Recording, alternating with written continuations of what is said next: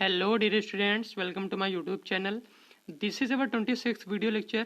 In this lecture we will start next chapter 4 arithmetic progression. So watch full video lecture carefully. So let's start. बच्चों आज हम next chapter लेकर के आए हैं.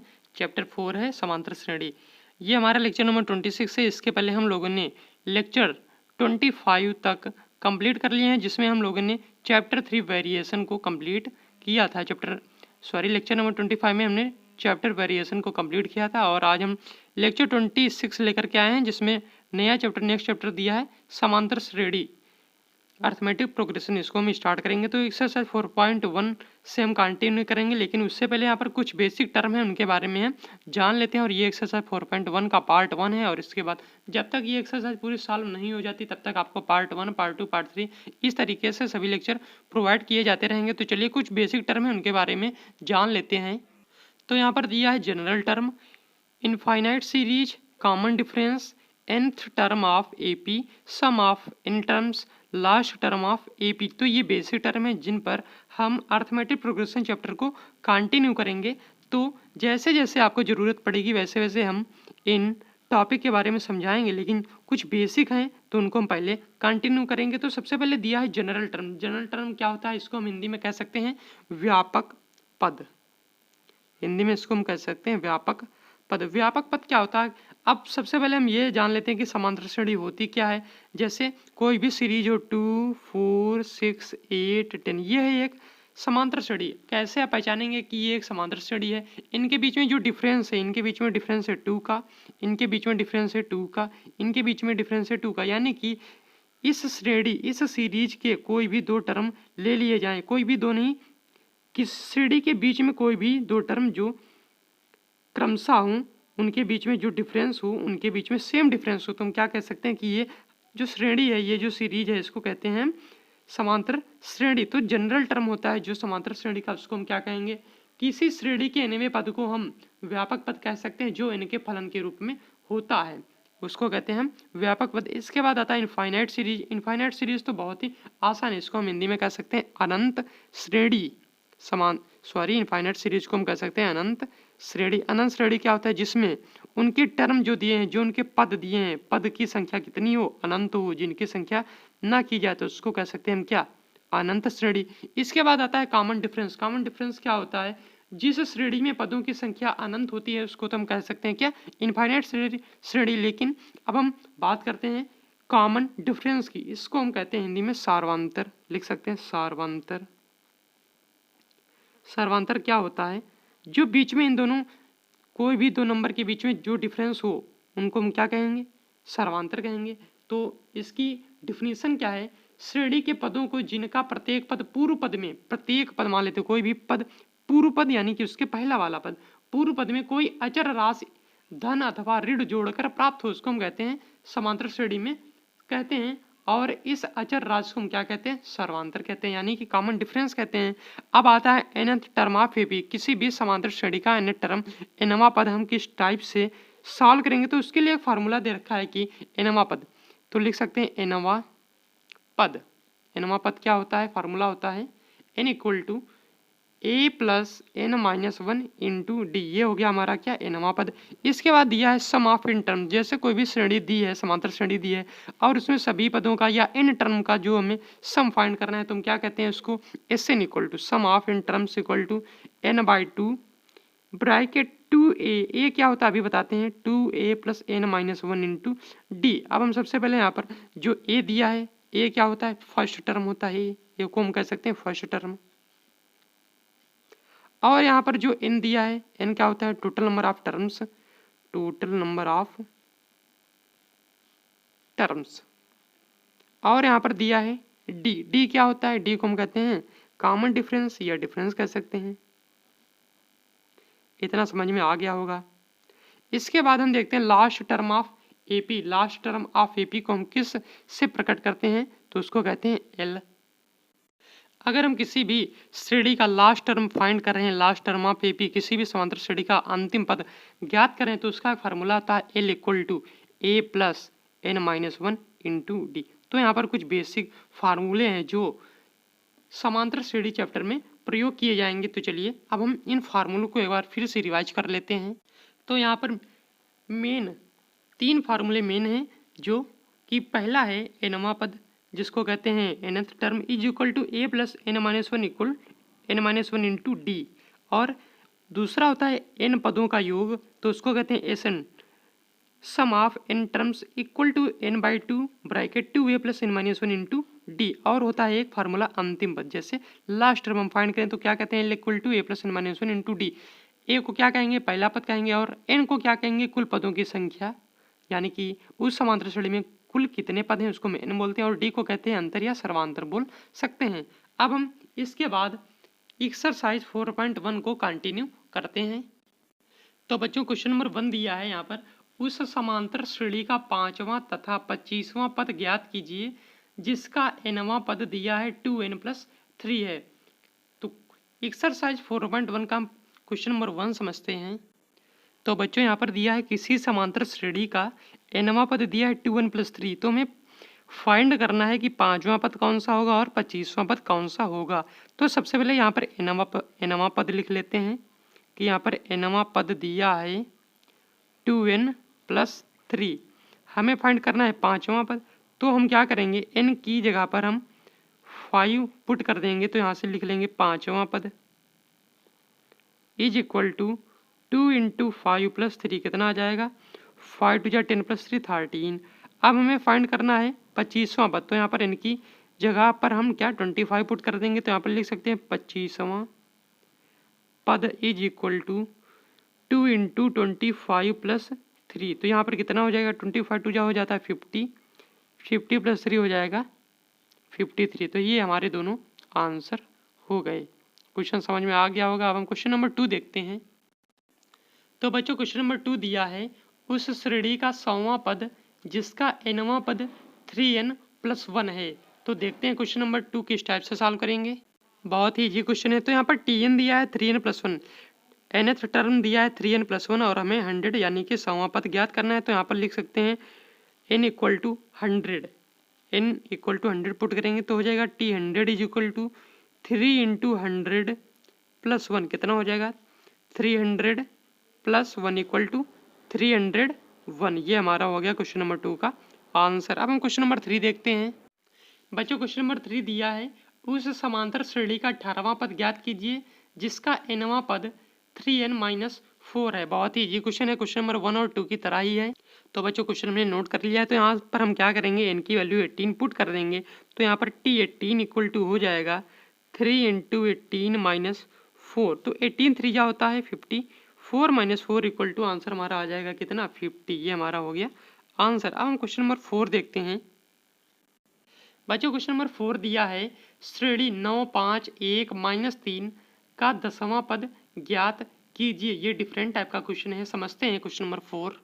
तो बच्चों क्वेश्चन ये है 9 5 1 -3 का हमें 10वां पद फाइंड करना है। तो यहाँ पर हम एक फार्मूला यूज करेंगे, tn equal to a plus n-1 into d. ये फार्मूला हम यूज करेंगे। a हमने बताया था फर्स्ट टर्म होता है, और n क्या होता है कुल पदों की संख्या, माइनस इंटू डी, यहाँ पर d दिया सर्वांतर। तो सबसे पहले हम क्या करते हैं, d फाइंड कर लेते हैं। d कैसे फाइंड करेंगे, सेकेंड फार्मूला होता है second term minus first term,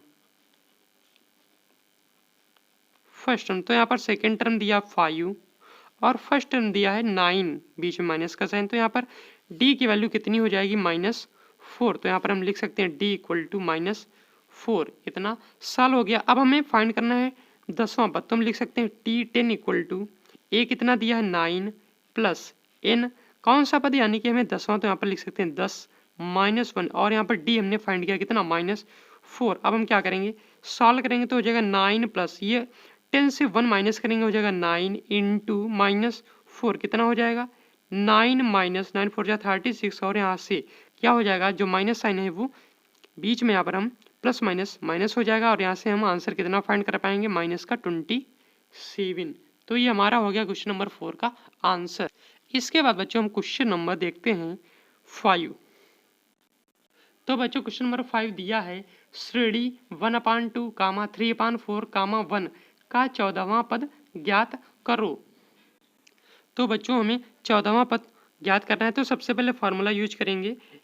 तो यहाँ से फार्मूला यूज करेंगे t n equal to a plus n minus one into d, और यहाँ से हम डी फाइंड कर लेते हैं। कितना हो जाएगा, second term minus first term कितना हो जाएगा, एलसीएम ले लेते हैं 4 आ जाएगा, और यहाँ से 3 माइनस 2, यानी कि जो हमारा डी फाइंड किया हमने वो कितना आ गया 1/4। तो सबसे पहले हमने 14वां पद ज्ञात करना है, तो यहाँ पर लिख सकते हैं टी 14 इक्वल टू ए, यहाँ पर दिया 1/2 प्लस एन यानी कि 14 माइनस 1, और यहाँ से डी हमने फाइंड किया कितना 1/4, तो कितना आ जाएगा 1/2 प्लस यहाँ से सब्ट्रैक्ट करेंगे हो जाएगा 13 इंटू 1/4, यानी कि 13/4 इक्वल टू कितना हो जाएगा, एलसीएम ले लेते हैं 4 हो जाएगा 2 प्लस 13 2 होता है 15/4। इसको हम मिक्स्ड फ्रैक्शन में चेंज करेंगे तो कितना हो जाएगा 4 3 12, 3 राइट 3/4। तो ये हमारा हो गया आंसर क्वेश्चन नंबर 5 का। समझ में आ गया होगा। अब हम क्वेश्चन नंबर नेक्स्ट 6 देखते हैं बच्चों। इसके बाद हम क्वेश्चन नंबर 6 देखते हैं, जो दिया है 7 राइट 3/4 9 राइट 1/2 11 राइट 1/4 का 99वां पद ज्ञात कीजिए। तो क्वेश्चन नंबर 6 हम नोट कर लेते हैं। तो बच्चों यहाँ पर हमने क्वेश्चन नोट कर लिया है और ये सब दिए हैं मिक्स्ड फ्रैक्शन में। तो सबसे पहले हम इनको इम्प्रॉपर फ्रैक्शन में चेंज कर लेते हैं। तो 4 7 28 28 प्लस 3 30 1/4 कामा 9 2 18 1 19/2 कामा 11 4 44 प्लस 1 45/4। और सबसे पहले हम क्या करते हैं, इसके बाद डी कॉमन डिफरेंस फाइंड करेंगे। तो यहाँ से सेकेंड टर्म दिया 19/2 माइनस 31/4, ये दिया फर्स्ट टर्म, तो यहाँ से एलसीएम लेंगे 4 आ जाएगा, और यहाँ से हम फाइंड करेंगे 19 2 38 माइनस 31, तो यहाँ से डी की वैल्यू फाइंड हो गई हमें कितनी 7/4। अब हम फार्मूला यूज करेंगे t n equal to a plus n minus 1 into d. तो टी एन हमें 99 फाइंड करना है, तो यहाँ से लिख लेंगे 99 इज इक्वल टू, सॉरी यहाँ पर लिखेंगे टी एन क्योंकि हमें टी एन फाइंड करना है, टी 99 लिख लेते हैं। टी 99 इक्वल टू ए दिया है यहाँ पर 31/4, और कौन सा हमें पद 99 पद हमें फाइंड करना है, तो 99 माइनस 1 और डी यहाँ से 7/4 लिख लेंगे। तो यहाँ से कितना हो जाएगा 31/4 प्लस यहाँ बच जाएगा 98 इंटू 7/4। इसके बाद हम क्या करेंगे, क्योंकि यहाँ पर डिनोमिनेटर सेम है तो लिख लेंगे 4, और यहाँ से 31 प्लस मल्टीप्लाई कर लेते हैं। तो यहाँ पर हमने मल्टीप्लाई करने के बाद फाइंड किया 686, ऐड करेंगे तो हो जाएगा कितना 717/4, और इसको मिक्स्ड फ्रैक्शन में चेंज करेंगे तो हमने फाइंड किया 179 राइट 1/4। ये हमारा हो गया फाइनल आंसर क्वेश्चन नंबर 6 का। इसके बाद हम क्वेश्चन नंबर 7 देखते हैं बच्चों। इसके बाद क्वेश्चन नंबर 7 दिया है श्रेणी 1 3 5 का एनवा पद ज्ञात करो। 1 3 5 का एनवा पद ज्ञात करो। तो सबसे पहले हम डी फाइंड करेंगे, second term 3 minus first term 1 equal to 2, तो यहाँ से डी इक्वल टू फाइंड हो गया 2। यहाँ से फार्मूला हम यूज करेंगे t n equal to a plus n minus 1 into d. तो यहाँ से ए दिया फर्स्ट टर्म 1, और हमें एनवा पद फाइंड करना, तो हम लिख सकते हैं एन माइनस 1, और यहाँ से डी दिया कितना 2, तो हम मल्टीप्लाई कराएंगे तो हो जाएगा 1 प्लस 2n माइनस 2, और यहाँ से हो जाएगा 2n माइनस 1, क्योंकि ये दोनों सब्ट्रैक्ट हो जाएंगे तो हमारा tn फाइंड हो गया। नवा पद हमने फाइंड कर लिया 2n माइनस 1। तो ये क्वेश्चन नंबर 7 बहुत ईजी था और ये इसका फाइनल आंसर है। इसके बाद क्वेश्चन नंबर 8 देखते हैं बच्चों। क्वेश्चन नंबर 8 दिया है श्रेणी 3x 5x 7x का नवा पद ज्ञात करो। बहुत ही ईजी क्वेश्चन है, क्वेश्चन नंबर 7 की तरह। तो बच्चों क्वेश्चन हमने नोट कर लिया है और हमें tn फाइंड करना है। तो सबसे पहले हम d फाइंड कर लेते हैं, कॉमन डिफरेंस तो second term minus first term, तो यहाँ से हमने d फाइंड कर लिया कितना 2x, और फार्मूला यूज करेंगे tn equal to a plus n minus 1 into d. यहाँ a दिया है 3x और हमें नवा पद फाइंड ही करना है, माइनस 1 इंटू डी दिया है 2x। अब हम क्या करेंगे, मल्टीप्लाई करेंगे तो हो जाएगा 3x plus 2x into N, तो ये हो जाएगा 2nx माइनस 2x। सब्ट्रैक्ट करेंगे 3x minus 2x plus 2nx, तो कितना हो जाएगा x प्लस 2nx, और यहाँ से हम x कॉमन ले सकते हैं तो हो जाएगा x ब्रैकेट 1 प्लस 2n। हम इसको ये भी लिख सकते हैं x ब्रैकेट 2n प्लस 1, या हम इसको ये भी लिख सकते हैं 2n प्लस 1 इंटू x। ये हमारे तीनों ही आंसर सही हैं tn। तो ये हमारा क्वेश्चन नंबर 8 सॉल्व हो गया। इसके बाद हम क्वेश्चन नंबर 9 देखते हैं बच्चों। इसके बाद क्वेश्चन नंबर 9 दिया है श्रेणी 3a minus B comma 4a कामा 5a प्लस बी का छठा पद ज्ञात करो। बहुत ईजी क्वेश्चन है। तो इसको सॉल्व करने के लिए सबसे पहले हम डी फाइंड करेंगे, D second term minus first term दिया 3a माइनस बी, तो हो जाएगा 4a माइनस साइन की मल्टीप्लाई होगी इस ब्रैकेट के अंदर जितने भी टर्म दिए हैं, तो हो जाएगा -3a और ये माइनस माइनस साइन हो जाएगा प्लस b। तो हम इसको लिख सकते हैं क्योंकि 4a माइनस 3 हो जाएगा प्लस a प्लस b, तो हम इसको लिख सकते हैं d equal to a plus b। और हमें फाइंड करना है T6, तो फार्मूला यूज करेंगे T6 is equal to a plus n minus 1 into D. A दिया है first term 3a minus B, और यहाँ से n यानी कि कौन सा पद हमें फाइंड करना है, तो छठा पद, तो लिख सकते हैं 6 माइनस 1 इंटू डी कितना दिया है a प्लस बी, इस टाइप से लिखेंगे। और यहाँ से हम लिखेंगे 3a माइनस बी प्लस, इसको लिख सकते हैं 5 bracket a plus b, multiply कर लेते हैं तो हो जाएगा 3a minus B plus 5a plus 5b। अब क्या करेंगे, जो a टर्म दिए हैं 3a और 5a इनको ऐड कर लेंगे, हो जाएगा 8a, और जो b टर्म दिए हैं ये माइनस साइन है ये प्लस साइन, तो सब्ट्रैक्ट करेंगे हो जाएगा प्लस 4b। तो हम इसको लिख सकते हैं 4 कॉमन लेकर के 2a प्लस b, या ये भी हमारा आंसर सही है, ये दोनों ही आंसर सही हैं क्योंकि 4 कॉमन मिल रहा है तो हमने कॉमन ले लिया। तो T6 जो हमें फाइंड करना था फाइंड हो चुका है। तो इसके बाद हम बच्चों क्वेश्चन नंबर 10 देखेंगे जो दिया है,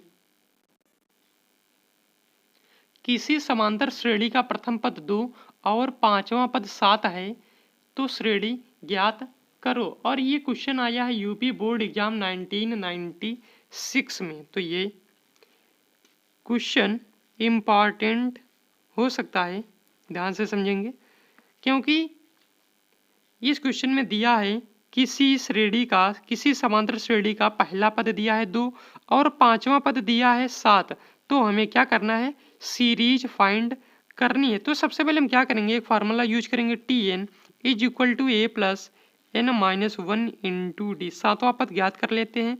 तो यहाँ पर दिया है पांचवा पद, तो सबसे पहले हम पांचवा पद क्या करेंगे, पांचवा पद हमें दिया है 7, तो 7 को हम रख करके डी सर्वांतर कॉमन डिफरेंस डी फाइंड करेंगे। तो यहाँ पर a दिया है 2 और n यानी कि पांचवा पद, तो यहाँ पर n की जगह पर 5 माइनस 1 इंटू डी हमें फाइंड करना है, और यहाँ से T5 यानी कि पांचवा पद दिया 7, तो लिखेंगे 7 इक्वल टू 2 प्लस ये सब्ट्रैक्ट करेंगे हो जाएगा 4d, और यहाँ से लिख सकते हैं 4d इक्वल टू 7 माइनस 2, तो यहाँ से d हो जाएगा कितना 5/4। तो हमने यहाँ से सबसे पहले क्या फाइंड कर लिया, d कॉमन डिफरेंस हमने फाइंड कर लिया 5/4, और यहाँ से दिया है पहला पद 2, तो पहला पद हो जाएगा 2 और सेकेंड पद क्या हो जाएगा 2 प्लस 5/4, और थर्ड क्या हो जाएगा 2 प्लस 5/4 प्लस 5/4, क्योंकि समांतर श्रेणी जो बनती है उनके बीच में सेम डिफरेंस होना चाहिए, तो हमने सेम डिफरेंस किया, तो ये पहला पद हो गया फर्स्ट टर्म, और ये सेकेंड टर्म, और ये थर्ड टर्म, तो इसी टाइप से सीरीज बन जाएगी। और इसके बाद हम फोर्थ टर्म अगर हम फाइंड करें तो इसको हम कितनी बार 3 बार ऐड कर देंगे, 5/4 प्लस 5/4 प्लस 5/4। तो अब हम देख लेते हैं फाइनल 2 कामा एलसीएम लेंगे 4 2 जा 8, 8 5 हो जाता है 13/4 कामा, इसको हम ऐड करेंगे कितना हो जाएगा 4 2 जा 8, 8 प्लस 5 प्लस 5, और इसको ऐड करेंगे कितना हो जाएगा 4, तो इसको 4 2 जा 8 प्लस 5 प्लस 5 प्लस 5 3 बार, तो यहाँ से हम फाइंड कर पाएंगे कितना 2 कामा 13/4 कामा 5 5 10 10 8 18/4 कामा ये हो जाएगा 15 8 23/4। तो ये हमारी हो गई क्या सीरीज। लेकिन यहाँ पर जो थर्ड टर्म दिया है ये कट रहा है, तो काट देंगे 2 2 जा 4 2 9 जा 18, तो यहाँ से सीरीज हो जाएगी कितनी 2 कामा 13/4 को लिख सकते हैं 3 राइट 1/4, और 9/2 को लिख सकते हैं कितना 4 राइट 1/2, और 23/4 को लिख सकते हैं कितना 5 राइट 3/4। तो ये हमारी सीरीज हो गई, इसको हम कह सकते हैं आंसर। तो सबसे पहले अब हम ये देखते हैं किसी भी सीरीज को बनाने के लिए हम किस टाइप से सीरीज बनाते हैं, ये जानना बहुत ही जरूरी है। तो किसी सीरीज को बनाने के लिए, अर्थमेटिक सीरीज को बनाने के लिए हम क्या समांतर श्रेणी बनाने के लिए क्या करते हैं कि सबसे पहले ए हमारा हो गया पहला पद फर्स्ट टर्म हो गया, और जो सेकेंड टर्म होगा वो होगा a प्लस डी, ये हो गया हमारा सेकेंड टर्म। और थर्ड टर्म हो जाएगा a प्लस टू डी, तो ये हो गया हमारा थर्ड टर्म। और फोर्थ टर्म हो जाएगा a प्लस थ्री डी, ये हो गया हमारा फोर्थ टर्म। और फिफ्थ टर्म इसी टाइप से a प्लस फोर डी, ये हो गया हमारा फिफ्थ टर्म। तो इस टाइप से सीरीज बनती है। तो ये क्वेश्चन नंबर 10 इसी सीरीज पर बेस्ड था। तो बच्चों आज के लेक्चर में इतना ही, मिलते हैं अगले लेक्चर में। और हम अगले लेक्चर में क्वेश्चन नंबर 11 से कंटिन्यू करेंगे। तो आज के लिए इतना ही, थैंक यू।